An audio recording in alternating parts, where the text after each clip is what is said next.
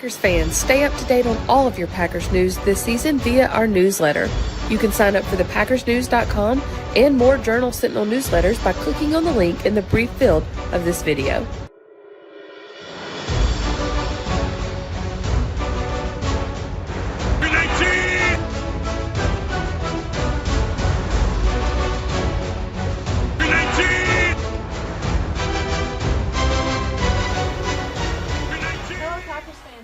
Green 19 video podcast here on a beautiful Friday.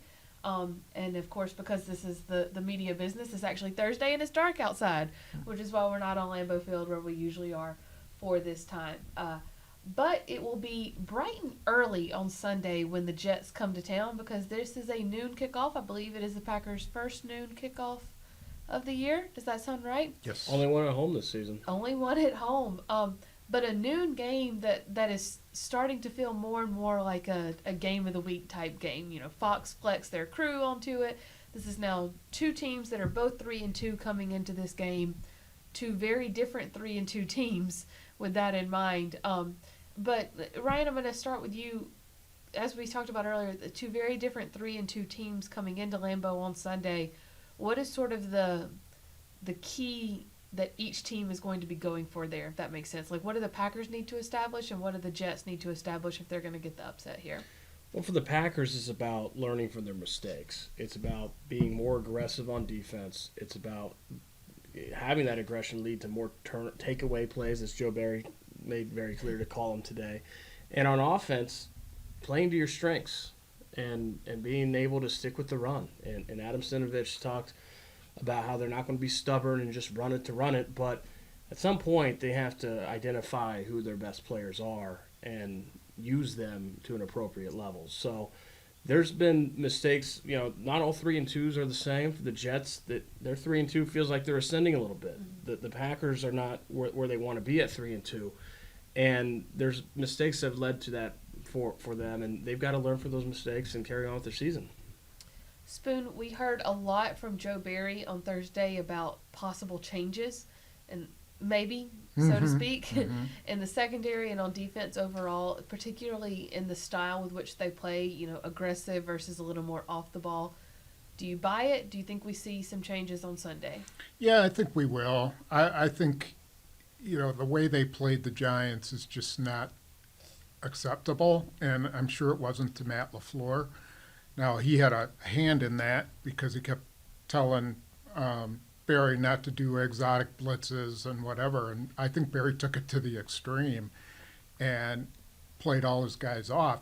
I think what they have to do, at least the Packers as a group, is start to put complete games together. So if the offense isn't necessarily scoring, they have to at least be getting good field position.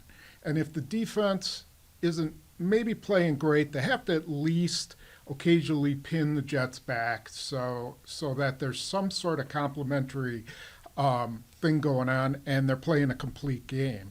Defensively, I just think they have to get some kind of a swagger. You know, they have to get up there and be, you know, the individuals that they are. Right now, they're just kind of trying to be what Barry wants them to be instead of trying to do what they do best. And somehow the Packers have to figure out how to get that out of them.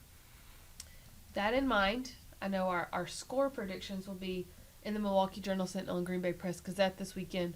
But Ryan, what is your sort of overall prediction for this game? How do you see it going? I think that we're going to find out whether or not the game in London was fluky or not. And I'm not sure which way it was. I can see it going either way because the Packers have a lot of talent. There's no question about that. They did not play up to that talent, and a lot of those reasons were unforced errors.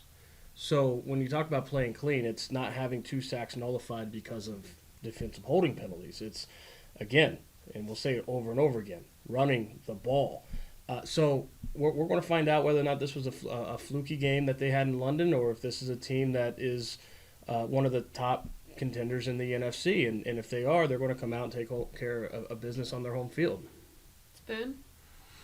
I think it'll be a really close game. I think the Packers really need to have stability on their offensive line. They need Bakhtiari to play a lot and Jenkins to be kind of who he was in the Giants game, better than he was.